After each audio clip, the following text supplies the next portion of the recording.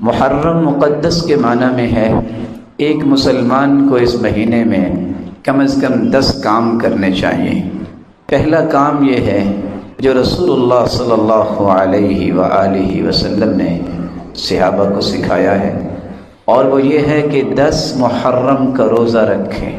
آپ سے جب سوال کیا گیا تو آپ نے فرمایا تھا یکفر السنۃ الماضیہ، ایک سال کے گناہوں کا یہ کفارہ بن جاتا ہے۔ اور آپ نے اس بات کی خواہش پیش کی تھی اگر میں آئندہ سال زندہ رہا تو میں 9 کا بھی روزہ رکھوں گا۔ سیدنا عبداللہ ابن عباس رضی اللہ تعالی عنہ اس لیے فرماتے ہیں 9 کا اور 10 کا روزہ رکھو۔ 10 کا روزہ اس لیے رکھیں گے کہ ایک سال کے گناہوں کی معافی مل جائے، اور 9 کا روزہ اس لیے رکھیں گے کہ آپ صلی اللہ علیہ وسلم کی خواہش تھی کہ یہودیوں کی مخالفت ہو، وہ بھی 10 کا روزہ رکھتے ہیں، تو آپ نے مخالفت کے لیے 9 کے روزے رکھنے کی بھی بات کی۔ دوسرا کام جو ہمیں اس مہینے میں کرنا چاہیے کہ بھلے آپ کی مجبوری ہے کہ آپ جنوری فروری کے ساتھ اپنے جملہ معاملات کو منسلک کرتے ہیں، آپ کم از کم دینی امور کو اسلامی سال کے ساتھ ہی جوڑے رکھیں۔ زکوٰۃ ہے، اور آپ کے علم میں ہے کہ اگر کسی عورت کو طلاق ہو جائے 3 مہینے جو عدت ہے وہ 3 مہینے اسلامی سال کے 3 مہینے ہیں۔ اسی طرح کسی کا خامن فوت ہو جائے تو 4 مہینے 10 دن جو عدت ہے وہ بھی اسلامی مہینوں کے اعتبار سے۔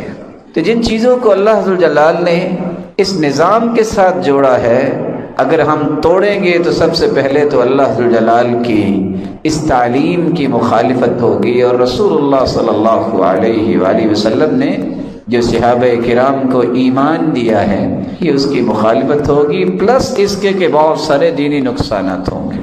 تیسرا کام جو اس مہینے میں کرنے والا ہے کہ ہمیں ان مقدسات کا، ان محرمات کا احترام اور مقدسات کی قدسیت اور تقدس پہ کوئی حرف نہیں آنے دینا چاہیے۔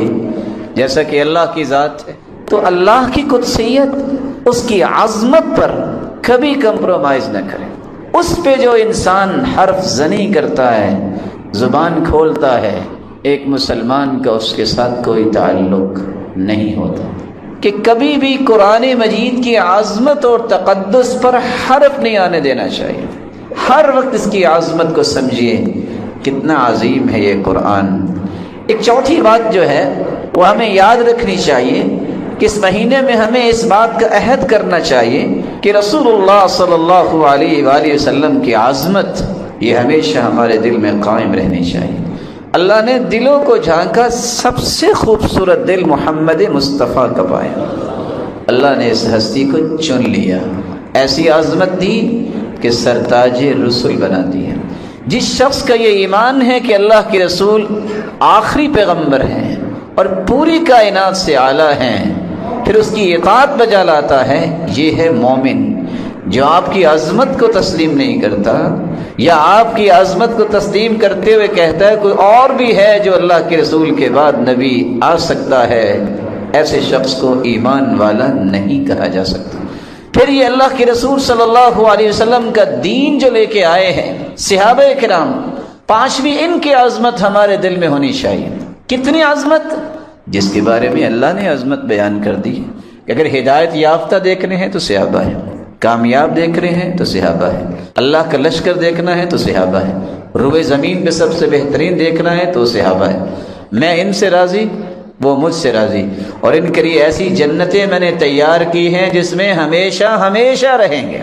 اس عظمت کو چھوڑ کر اگر کوئی زبان درازی کرے تو بس 2 باتیں یاد رکھیے گا۔ ایک بات امام احمد بن حنبل نے فرمائی ہے جو 10 لاکھ حدیثوں کے حافظ تھے، تمہیں نظر آئے کہ کوئی شخص ان عظیم لوگوں کے بارے میں زبان درازی کر رہا ہے تو اس کے اسلام پہ تہمت لگانا، یہ دیکھنا مسلمان بھی ہے کہ نہیں، کیونکہ مسلمان تو ایسا نہیں کر سکتا۔ اور امام ابو زرع رازی جو 7 لاکھ حدیثوں کے حافظ تھے، تمہیں نظر آ جائے کہ صحابہ کرام کے بارے میں کوئی نقص بیان کر رہا ہے تو یقین کر لینا یہ مسلمان نہیں، یہ زندیق انسان ہے، یہ بے دین انسان ہے۔ ایک چھٹی عظمت جو ہمیں یاد رکھنی چاہیے کسی کمزور مسلمان کے ساتھ ظلم نہ کرنا۔ اللہ اس امت کو کبھی عزت نہیں دیتے جو کمزوروں کے حق مارتی ہے۔ اللہ ذوالجلال ہمیں صحیح راستہ عطا فرمائے، کمزوروں کا خیال کرنے والا بنائے۔ اور آپ صلی اللہ علیہ وآلہ وسلم نے ایک ساتویں چیز کی طرف بھی اشارہ کیا، اللہ کے نزدیک دعا سے بڑھ کے عظمت والی کوئی چیز نہیں۔ دعا کیا کریں، جمعے کا دن ہے، عصر سے شام تک جو دعا کریں رد نہیں ہوتی۔ بارش ہو رہی ہے، بارش کے نیچے کھڑے ہو کے دعا کریں رد نہیں ہوتی۔ سفر پہ نکلے ہیں، مسافر کی دعا رد نہیں ہوتی۔ سحری کے وقت اٹھ کے سبحان اللہ والحمد للہ ولا الہ الا اللہ واللہ اکبر ولا حول ولا قوت الا باللہ پڑھ کے دعا کرے، جو مانگیں گے پورا ہوگا۔ اذان ہو جائے جماعت کھڑی ہونے تک، یہ 10 سے 12 منٹ کا یہ وقت کتنا سہانا ہے، جو دعا کرو رد نہیں ہوتی۔ ایک 8ویں چیز بھی عظمت والی ہے۔ سیدنا عمر جب جا رہے تھے تو تھکاوٹ کی وجہ سے جوتی اٹھا کے کندھے پہ رکھی۔ رسول اللہ صلی اللہ علیہ وسلم کے صحابی کہتے ہیں لوگ کیا کہیں گے کہ مسلمانوں کا جو لیڈر ہے اس کے پاس شاید ایٹیکیٹس اور مینرز نہیں ہیں۔ تو سیدنا عمر کھڑے ہو گئے، کہا اگر تیری اسلام کے اندر اتنی قدر و قیمت نہ ہوتی تو آج میں مار مار کے تجھے عبرت بنا دیتا۔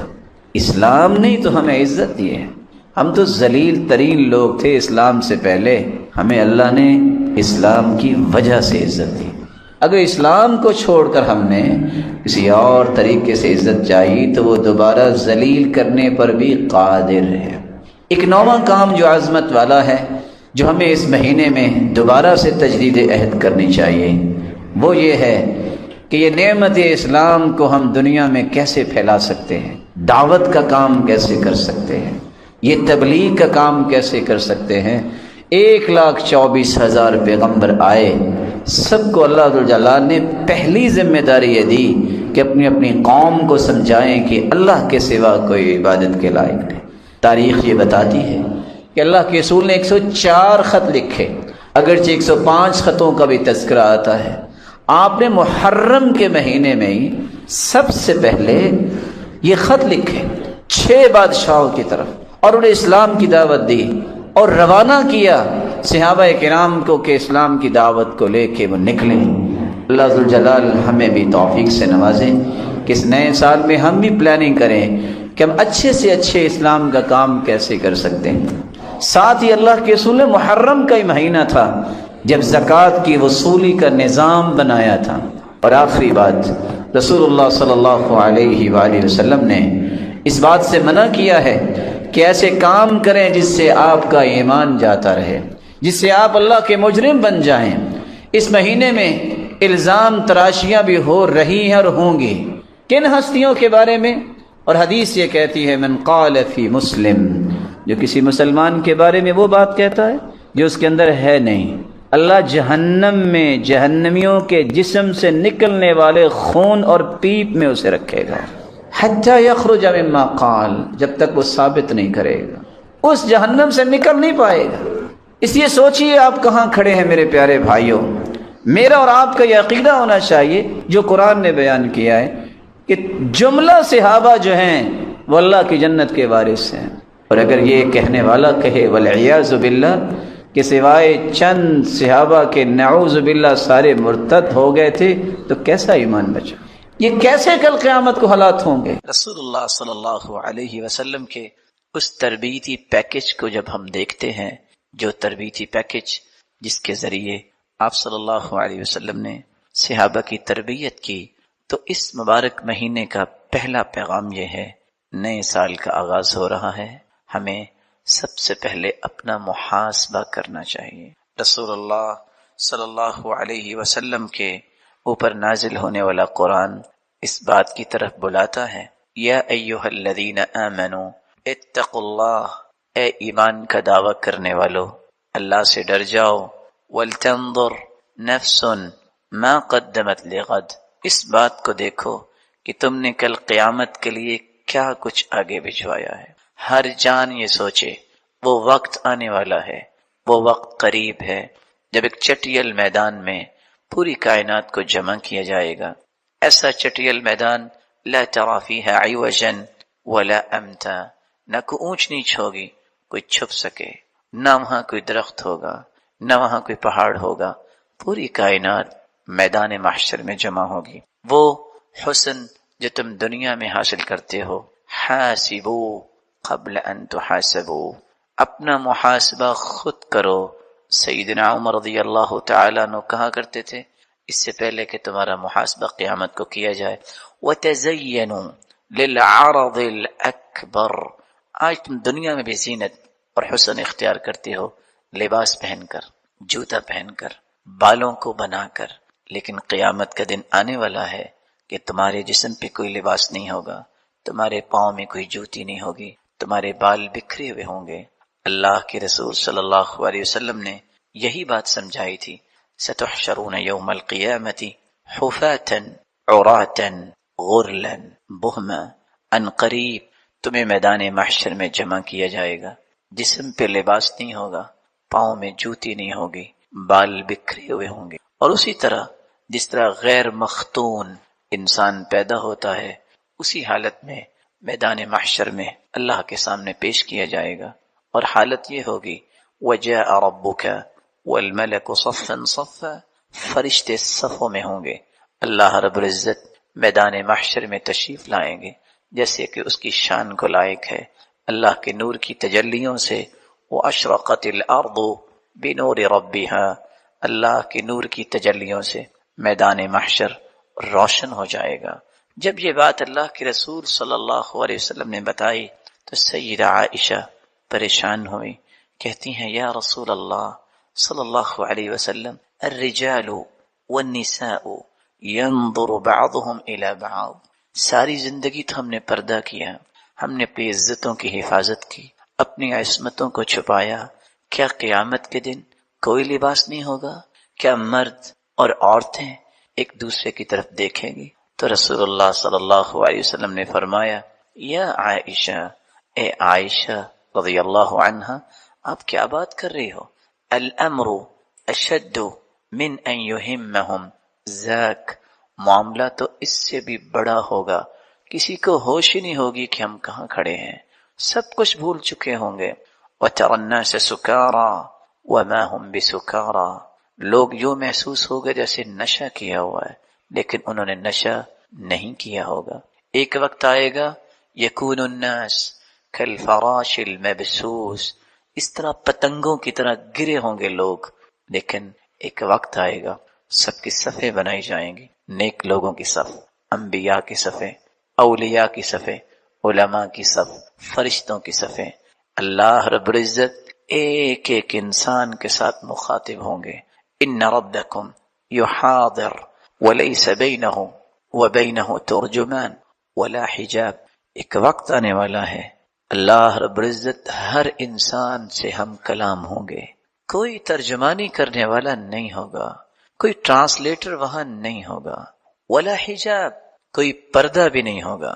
آج دنیا میں کوئی بات صحیح بیان نہیں کر سکتا، کہتے ہیں فلاں کی مدد لے لیتے ہیں، وہ کلیریفیکیشن صحیح دے سکتا ہے، فلاں کو بلا لیتے ہیں، وہ آرگیو اچھا کر لیتا ہے، فلاں کو بلاتے ہیں، اس کے پاس لینتھ ایکسپیرینس ہے، ڈیبیٹ اچھی کرتا ہے۔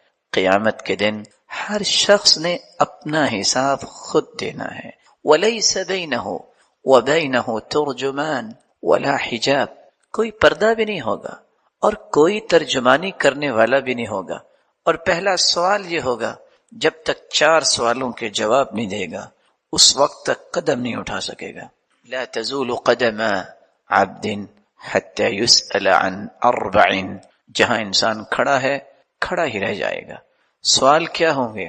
سب سے پہلا سوال عن علمه ما عمل به، بتاؤ تجھے معرفت، پہچان، علم جو ملا تھا تم نے عمل کتنا کیا تھا۔ وعن عمره فيما افنا، تجھے زندگی کی نعمت دی تھی، تیری صبحیں، تیری شامیں، تیری ظہریں اور تیری عصریں اور تیری راتیں کہاں گزرتی تھی۔ وعن شبابه فيما ابلى، تو نے جوانی کو کھپایا کہاں تھا۔ وعن ماله من اين اکتسب، بتاؤ ذرا یہ مال تیرے پاس آیا تو کہاں سے آیا تھا۔ وَفِيمَ أَنفَقَهُ، اور بتاؤ مال تو آ گیا، پھر تم نے خرچ کہاں کیا تھا؟ سوالات ہوں گے، جوابات دینے پڑیں گے، اور اللہ دکھائیں گے سب کچھ۔ ایسی کتاب جب ام سلمہ رضی اللہ تعالی عنہا نے یہ سنا کہ عورتیں اور مرد بغیر لباس کے میدان محشر میں جمع ہوں گے تو وہ رونے لگ گئی، کہتی ہیں وَسَوْأَتَا وَسَوْأَتَا، ہائے کاش کیا بنے گا، بے لباس ہو جائیں گے قیامت کو۔ تو رسول اللہ صلی اللہ علیہ وسلم نے فرمایا یا ام سلمہ، اے ام سلمہ تم کیا کہہ رہی ہو؟ شغل الناس، لوگ تو مشغول ہوں گے۔ قلت وما الذي يشغلهم یا رسول اللہ صلی اللہ علیہ وسلم، سرتاج رسول کون سی مشغولیت قیامت کو؟ قال نشر الصحائف فيها مساقيل الزر ومساقيل الخردل۔ اے ام سلمہ حالت یہ ہوگی کہ لوگ پسینے میں ہوں گے، یکون الناس على قدر اعمالهم في العرق، اپنی بد اعمالیوں کی وجہ سے میدان محشر میں پسینے میں ہوں گے۔ منهم من يكون الى کعبی، کسی کا پسینہ اس کے جسم سے نکلا ہوا اتنا ہوگا کہ اس کے ٹخنے پسینے میں ہوں گے۔ ومنهم من يكون الى ركبتي، اور کسی کا پسینہ اس کے گھٹنے تک ہوگا۔ ایک لمحے کے لیے سوچئے جسم میں کتنا پسینہ نکلے گا کہ گھٹنے تک پانی کی طرح پسینہ ہو جائے گا۔ ومنهم من يكون الى حقوي، کسی انسان کا پسینہ اس کی کمر تک ہوگا۔ ومنهم من يلجمهم الجاما، اور کچھ لوگوں کا پسینہ ان کے منہ تک ہوگا جیسے لگام پہنائی ہوئی ہے۔ اور صحیح بخاری کے الفاظ یہ ہیں حتى يذهب عرقهم 70 ذراعا، فٹ کی بات نہیں ہے، 70 ہاتھ پسینے میں وہ شخص ڈبکیاں لے رہا ہوگا۔ کچھ ایسے بھی بدبخت ہوں گے۔ اور ہوگا کیا؟ نشر الصحائف، رجسٹر پھیلائے جائیں گے، 99 رجسٹر۔ فیہا مساقیل الذر ومساقیل الخردل، رائی کے دانے کے برابر، ریت کے ذرات تو دیکھے ہیں آپ نے، ریت کے ذرے کے برابر۔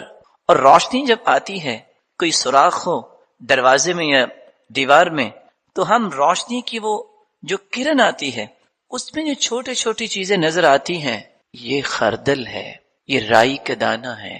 اتنی بھی نیکی لکھی ہوگی، اتنا گناہ بھی وہاں لکھا ہوگا، اور انسان دیکھ کے حیران رہ جائے گا، کہے گا ما لهذا الكتاب لا يغادر صغيرة ولا كبيرة الا احصاها، یہ کتاب کیسی کتاب ہے؟ اس نے زندگی کا کوئی پل نہیں چھوڑا، اس نے ہر چھوٹی نیکی، ہر چھوٹے گناہ، ہر بڑی نیکی، ہر بڑے گناہ سب کو محفوظ کیا ہوا ہے پوری کائنات کے سامنے۔ محرم کیا ہے؟ آیت کے اندر آپ نے سنا منہا 4 حرم، ان 12 مہینوں میں 4 مہینے حرمت والے مہینے ہیں، ذوالقعدہ، ذوالحجہ، محرم الحرام اور رجب۔ ان 4 مہینوں میں جس مہینے کا آغاز ہماری زندگی میں ہوا وہ محرم الحرام کا مہینہ ہے۔ محرم کسے کہتے ہیں اور اس مہینے کی فضیلت کیا ہے؟ اور تیسرا نقطہ، اس مہینے کے پیغامات کیا ہیں؟ ایک مسلمان کو یہ مبارک مہینہ کیسے گزارنا چاہیے؟ تو آئیے پہلے نقطے کی طرف۔ محرم کا لغوی معنی لائق احترام، محرم کا لغوی معنی مقدس، محرم کا معنی عظمت والا، محرم کا معنی حرام کیا گیا، محرم کا معنی ممنوع۔ اس مبارک مہینے میں ظلم اور زیادتی کرنا یہ حرام ہے، قتل و غارت کرنا حرام ہے۔ ویسے تو 12 مہینوں میں ہی اللہ رب العزت نے کسی مومن، کسی مسلمان کو قتل کرنا حرام قرار دیا ہے، لیکن خصوصاً ان حرمت والے 4 مہینوں میں اللہ تعالیٰ نے بالخصوص ظلم اور جنگ و جدل سے منع فرما دیا۔ رسول اللہ صلی اللہ علیہ وسلم نے مسلمانوں کو جو تربیت دی اس کا یہ خوبصورت پہلو یہ ہے کہ یہی وہ 4 حرمت والے مہینے ہیں، ذوالقعدہ، ذوالحجہ اور محرم، اور اسی طرح رمضان المبارک سے پہلے رجب اور پھر شعبان اس کے بعد آتا ہے۔ اہل مکہ پہلے 3 مہینوں میں ذوالقعدہ، ذوالحجہ اور محرم حج کی سعادت کے لیے بیت اللہ کا رخ کرتے، جو پوری کائنات کے لیے اللہ کا گھر قرار دیا گیا، اور چوتھے مہینے میں رجب کا مہینہ جو ہے اس میں عمرے کے لیے بیت اللہ کا رخ کرتے۔ اللہ تعالیٰ نے ان 4 مہینوں میں جنگ و جدل بند کرنے کا بالخصوص حکم دے دیا، اور امن کی ضمانت مسلمانوں میں پیش کرنے کا حکم دیا کہ کوئی شخص اگر بیت اللہ کی طرف رخ کرتا ہے تو اس کا مال، اس کی عزت، اس کا خون محفوظ ہو، تاکہ وہ اللہ کی عبادت کے ساتھ ساتھ اللہ تعالیٰ کے بتائے ہوئے طریقوں کے مطابق اچھے انداز سے بیت اللہ کی جہاں زیارت کرے وہاں مناسک کو پورا کر سکے۔ یہ مہینہ لائق احترام ہے، حرمت والا ہے، اس کا اکرام اور احترام ہونا چاہیے۔ کس انداز سے؟ احادیث کی روشنی میں ابھی ہم انشاءاللہ بیان کریں گے۔ یہ عظمت والا مہینہ ہے، یہ تقدس والا مہینہ ہے۔ کس انداز سے؟ اس ضمن میں بھی ہم چند احادیث پیش کریں گے۔ تو محرم کا معنی یہ نکلا ایسا مہینہ جو لائق احترام ہے، عظمت والا ہے، اور اس میں لڑائی، ظلم اور زیادتی کو حرام کیا گیا ہے۔ اس مبارک مہینے کی فضیلت کے بارے میں رسول اللہ صلی اللہ علیہ وسلم کے چند فرامین ہیں۔ ان فرامین سے پہلے یہ بات سمجھنی چاہیے، اسلامی سال جو نظام اس وقت مسلمان آہستہ آہستہ بھولتے جا رہے ہیں، اس اسلامی تاریخ میں اسلامی سال کی ابتدا اس مبارک مہینے سے ہوتی ہے۔ محرم جو اسلامی سال کا پہلا مہینہ قرار پایا، اسلامی سال کا آغاز اسی مہینے سے ہوتا ہے۔ اس کی بنیاد کہاں رکھی گئی؟ مسلمانوں نے رسول اللہ صلی اللہ علیہ وسلم کی ہجرت کو بنیاد قرار دیا۔ 17 ہجری میں سیدنا ابو موسیٰ اشعری رضی اللہ تعالی عنہ کی توجہ دلانے پر سیدنا عمر فاروق رضی اللہ تعالی عنہ نے صحابہ کرام کے مشورے سے، اور خصوصاً سیدنا عثمان اور سیدنا علی رضی اللہ تعالی عنہ، ان کے مشوروں کے ساتھ رسول اللہ صلی اللہ علیہ وسلم کے واقع ہجرت کو اسلامی سال کی ابتدا قرار دیا۔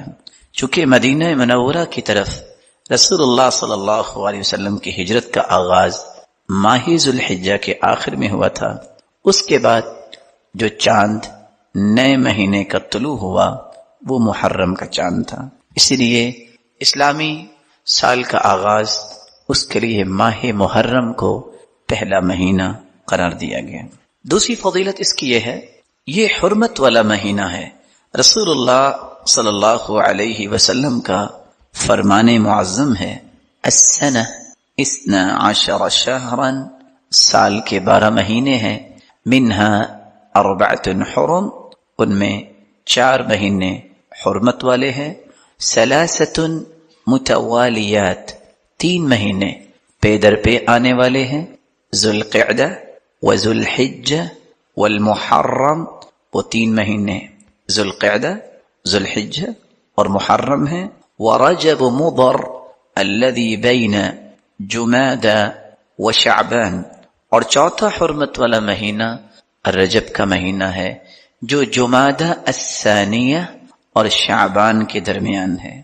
صحیح بخاری کی 2958 نمبر روایت اس بات پہ غمازی کرتی ہے کہ رسول اللہ صلی اللہ علیہ وسلم نے اس آیت کی روشنی میں ان حرمت والے مہینوں کا تعین بھی فرما دیا کہ 12 مہینوں میں 4 حرمت والے مہینے کون سے مہینے ہیں۔